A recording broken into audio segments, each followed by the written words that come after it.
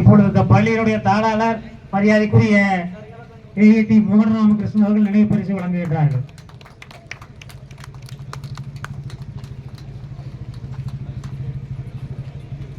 அடுத்ததாக இந்த அத்திக்கடவு திட்டத்தினுடைய ஒருங்கிணைப்பாளர் திரு சுப்பிரமணியம் அவர்கள் நினைவு பரிசை அளிப்பார்கள்.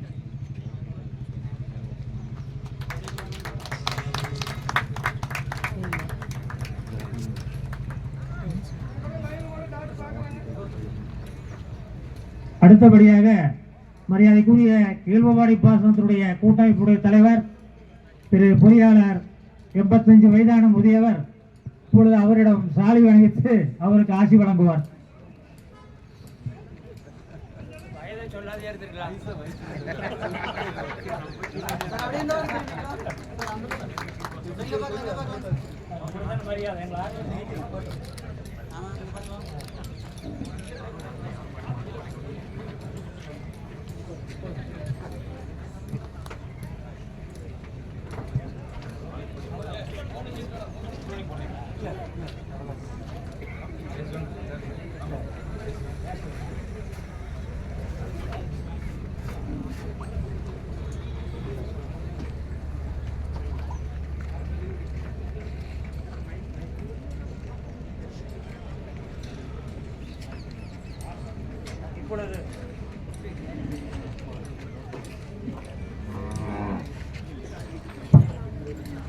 இந்த விழாவினுடைய முதல் நிகழ்ச்சியாக நம்முடைய மரியாதைக்குரிய திரு ரஞ்சித் அவர்களை பற்றி நம்முடைய அத்திக்கடவு திட்டத்தினுடைய ஒருங்கிணைப்பாளர் சுப்பிரமணியம் அவர்கள் ஒரு 2 நிமிடம் இங்கே அறிமுகத்தை செய்து விழாவை தொடங்கி வைப்பார். அனைவருக்கும் வணக்கம். ஈரோடு நாட்டு மாடு பாதுகாப்பு குழுவும் ஆதிவனம் அமைப்பும் இணைந்து நடத்துகின்ற நாட்டு மாட்டு கண்காட்சி மற்றும் அழகு போட்டியில் பங்கு பெற இங்கே வருகை தந்திருக்கும் நமது கொங்கு மண்ணைச் சேர்ந்த திரைப்பட நடிகர் இயக்குனர் திரு ரஞ்சித் அவர்களை வருக வருக என வரவேற்கிறேன். தன்னோட கடுமையான முயற்சி உழைப்பினால ஒரு காலத்துல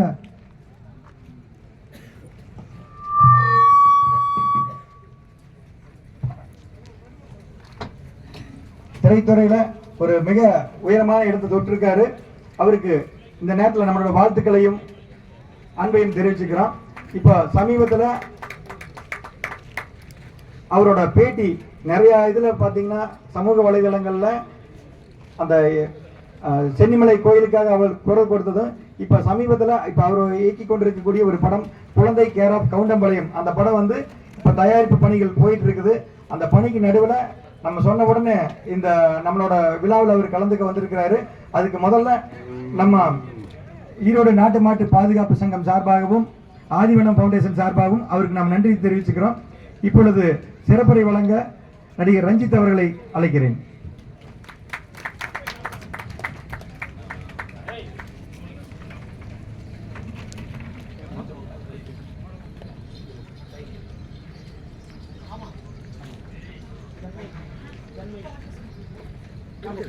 இருக்குங்க அவங்ககிட்ட தான் இருக்கு.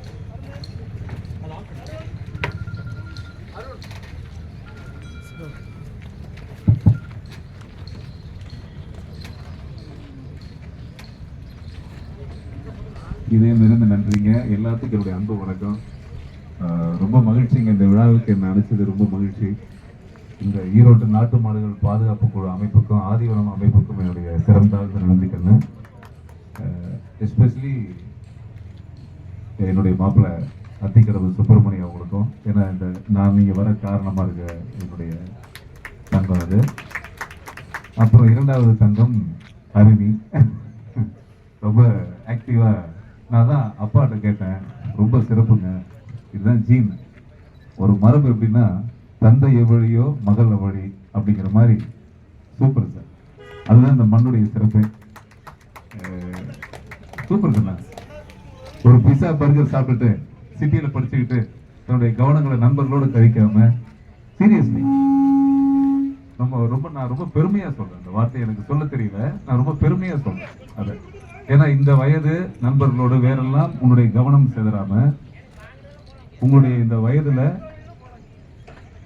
இந்த மாதிரி ஒரு நிகழ்ச்சி இதுல அவங்க மாடு பிடிச்சிட்டு வர்றாங்களா, இல்ல மாட்டை ஓட்ட போறாங்களா, இல்ல மாட்டுக்கு தீவனம் கட்டுறாங்களா, அவங்களுடைய பங்களிப்பு என்னன்னா நான் கேட்கவே விரும்பல. ஆனா அந்த நிகழ்ச்சி நான் வர்றதுக்காக அவங்க எடுத்த அந்த முனைப்பு சூப்பர். உட்கார் சாமி. அது எதுக்கு சொல்றேன்னா, நான் இவங்களை பார்த்து சொல்லும்போது சோசியல் மண் சார்ந்து, அதாவது நம்முடைய மண் சார்ந்து நம்ம குடும்பம் கலாச்சாரம் இது சார்ந்து வளர்ற பிள்ளைகளை பார்த்தாவே ஏதோ ஒரு அப்பா அபூர்வமா இருக்கு இந்த காலத்துல. அப்படியே என்னடா நம்ம எல்லாம் கலிகாலத்துல இருக்கிறோம், இந்த வாழ்க்கையெல்லாம் எங்கேயோ போறதுக்கு மத்தியில நீங்க எல்லாம் இன்னும் இதை கையில பிடிச்சிட்டு இருக்கிறீங்க பாருங்க. உண்மையுமே சூப்பருங்க. இந்த மேடையில் அமர்ந்திருக்கும் அது உங்களுக்கு நான் நன்றி சொல்லணும்னு சொல்றேன். எல்லாத்துக்கும் என்னுடைய அன்பு வாழ்த்துக்கு. இதுக்கு எல்லாம் அப்பாற்பட்டு பாவம் நான் பேசினா கூட கேட்கக்கூடிய நிலைமையில் இல்லை. மாடு சாப்பிட்டுச்சா, தண்ணி குடிச்சுதா, என்ன பண்ணுதுன்னு அந்த கவனத்திலேயே பாதி மாப்பிள்ளைங்க பாருங்க. அது எவ்வளவு பெரிய அக்கறையா நீங்க செய்றீங்க. உங்களுக்கு எல்லாம் என்னுடைய நன்றிங்க. நன்றி, வாழ்த்து, சிறப்பான வாழ்த்து. இங்க எல்லாரும் கூடி இருக்கிறீங்க. நான் எத்தனையோ நிகழ்ச்சிக்கு போயிருக்கிறேன், எத்தனையோ சினிமா நிகழ்ச்சி பார்த்திருக்கிறோம், கேளிக்கை நிகழ்ச்சி பார்த்திருக்கிறோம், எத்தனையோ ஒரு நாடக நடிகர்கள், எத்தனையோ டிக்கெட் வித்துக்கிட்டு புறம்போக்குத்தனமான நிகழ்ச்சி, எத்தனையோ அரசியல் மேடையில கலந்திருக்கிறேன், ஏதோ நிகழ்ச்சியில கலந்திருக்கிறேன். ஆனா மனசுக்கு ரொம்ப இதமா ஏதோ ஒரு ஒரு இதுதான் உண்மையான கலாச்சார நிகழ்வு. அது இந்த நிகழ்ச்சி தான் உண்மையான கலாச்சாரம். அது இதுல கலந்துக்கிறது வந்து எனக்கு பெருமைங்க. எனக்கு ஒரு பெருமை. யாராவது கேட்டா எங்கப்பா எந்த ஃபங்க்ஷன்பா போறேன்னா, நான் நிறைய பேர்கிட்ட சொன்னேன், இந்த மாதிரி நாட்டு மாடு இருக்கு இல்லைங்களா, காங்கை காடு, ஆமா அதோட அழகு போட்டி நடக்குதுங்க. அட அழகு போட்டியா? இது என்ன அழகு போட்டி? கண்காட்சியும் கூட பேர் வச்சிருக்கலாம். அழகு போட்டி என்ன அப்படின்னு. அதாவது இன்னைக்கு பொம்பளை ஆம்பளை உங்களுக்கு தெரியும், கடையில போய் லவ்லி பேரன் லவ்லி கிரீம் வாங்கி இவங்க தேய்ச்சிக்கிறதே பெரிய விஷயமா இருக்கு. கை கால் சொறி வராம இருக்க, சரக்கு பிடிக்காம இருக்க, ஆயில் போடுறது, கிரீம் என்ன, மசாஜ் என்னன்னு நம்மளை பாதுகாக்கிறதுக்கே எவ்வளவு செலவாகுது ஒரு மாசம் இல்லையா? அந்த மாதிரி நான் நினைச்சுக்கிட்டேன், இது என்ன அழகு போட்டி? அப்ப மாட்டை வந்து பியூட்டி பார்லர் மாதிரி என்னோட நண்பர்கள் சென்னையில் இருக்கிறவங்க கேட்டாங்க, அது என்னங்க அழகு போட்டி? அப்ப மாடை வந்து எப்படி இவங்க ஷாம்பு போட்டு குளிச்சு செட்டிங் எல்லாம் பண்ணி ஐப்ரோ பண்ணி இல்ல வேற எப்படி அழகு போட்டி அப்படின்னு. அது எவ்வளவு ஒரு பெரிய அவர் ஆச்சரியமா கேட்கிறாரு. நான் சொல்லுவேன், நாட்டு மாடே அழகுதான்டா. அந்த நாட்டு மாடு காங்கை காலையில அழகுதான்.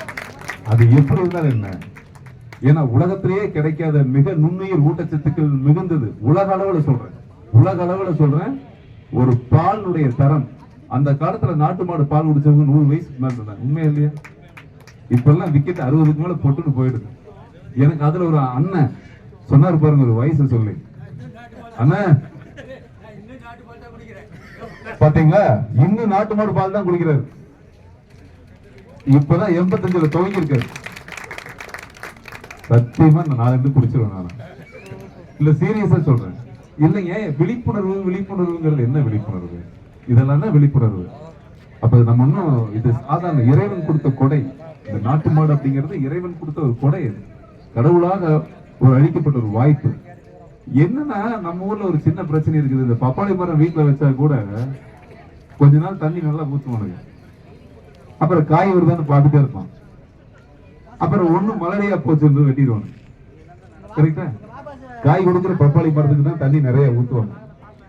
இந்த மாட்டுல எந்த வருமானம் கிடையாது. பாவம், நீங்க இதுல என்ன வருமானம்? இது வைக்கிறதுனால என்ன இருக்கு? இது டெய்லி ஒரு 10,000 ரூபாய் கொடுக்க போதா? இல்ல ஒண்ணும் கிடையாது. இதுக்கான தீவனம் என்ன, அது என்ன, இதெல்லாம் யோசிச்சு பாருங்க. எதுவுமே கிடையாது. ஒரு 1.5 லிட்டர் கிடைக்கும், 2 லிட்டர் கிடைக்கும். இவ்வளவுதான் இதனுடைய வருமானம். அதை வச்சு என்னடா பண்ண போறது? ஆனா இதை இன்னும் ஒரு சாமியா விவசாயத்துக்கு பயன்படுத்தின நம்ம ஊர்ல விவசாயத்துக்கு இதுதானே சாமி ஆதாரம். இந்த காளைகள் தானே நம்ம ஊர்ல இருக்கிறது. இன்னும் ஒரு கடவுளா சாமியா நினைச்சவங்கள ஒரே மண்டலம் வந்து நம்ம மண்டலம் தான். அது செம, எந்தவித எதிர்பார்ப்பும் கிடையாது. அந்த ஜீவன் அது ஒரு கடவுள், அதுகிட்ட எந்தவித எதிர்பார்ப்பும் கிடையாது. நீ 2 லிட்டர் கொடுத்தாருன்னா 20 லிட்டர் கொடுத்தாரு. ஆனா ஒரு சொட்டு குடிச்சாலும் அத்தனையும் சத்து, அத்தனையும் சத்து. நாட்டு மாட்டு பால் இன்னைக்கு ஏட்டுன்னு இப்பதான் சொன்னாரு இவரு, இப்பதான் வந்தாரு. எனக்கு ரொம்ப நாள் ஒரு கேள்வி இருக்கும். டாஸ்மார்க்ல ஒரு கோட்டருக்கு விலையை தீர்மானிச்சுவாங்க. கரெக்டா?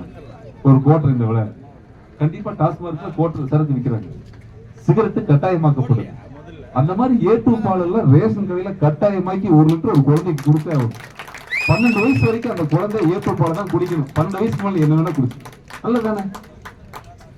அது வளரும் பொழுது தாய்ப்பாலுக்கு நிகரானதுனாலங்கிறது தான் மாடு நம்ம சாமியா நினைக்கிறோங்க இல்லையா. மாடை நம்ம ஏன் நம்ம சாமியா நினைக்கிறோம், கடவுளை நினைக்கிறோம்னா அது தாய்ப்பாலுக்கு நிகரானது. இன்னொரு தாய் நம்ம அதை கூப்பிடுறோம் அப்படின்னு நினைக்கிறப்ப இந்த பிள்ளைகளுக்கு கம்பல்சரியாக பிறக்கின்ற குழந்தைகளுக்கு 10 வயசு வரைக்காவது இல்ல 10th படிக்கிற வரைக்காவது கட்டாயப்படுத்தணும். 1 லிட்டர் நாட்டுப்பால். உண்மையுமே இதையெல்லாம் அரசாங்கம் செஞ்சாங்கன்னா இந்த நாட்டு மாடு வளர்ப்பதற்கு இன்னும் ஆர்வம் வருது. இதுல எந்த வியாபாரம் கிடையாது.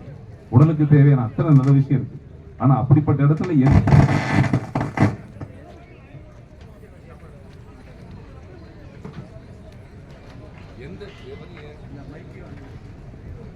கேக்குதுங்களா?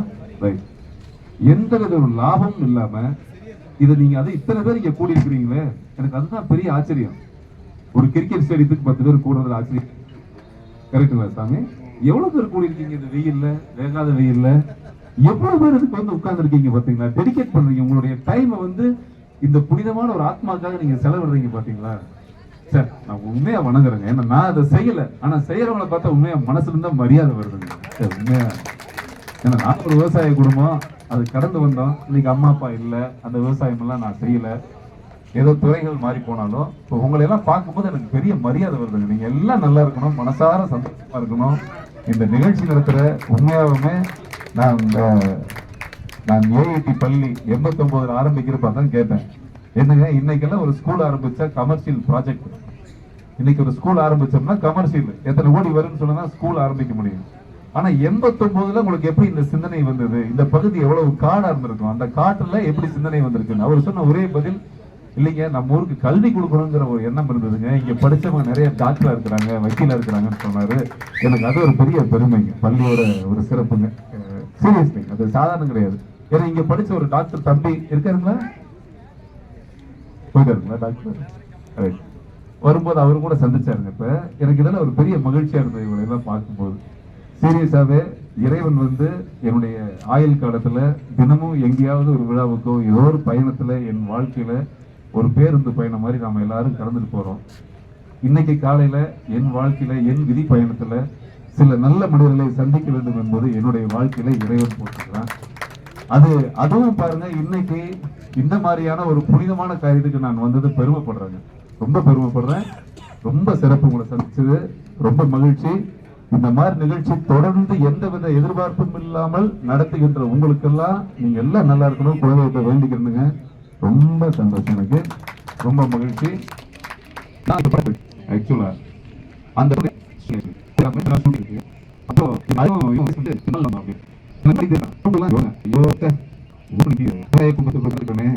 இந்த விஷயம் இந்த மரணங்கள் உங்களுக்கு என் மனசு தோடு இந்த தஸ்மார பண்றோம். மனசுக்குள்ள சொல்ல கூட பண்ணுவேன். என் மனசுக்குள்ள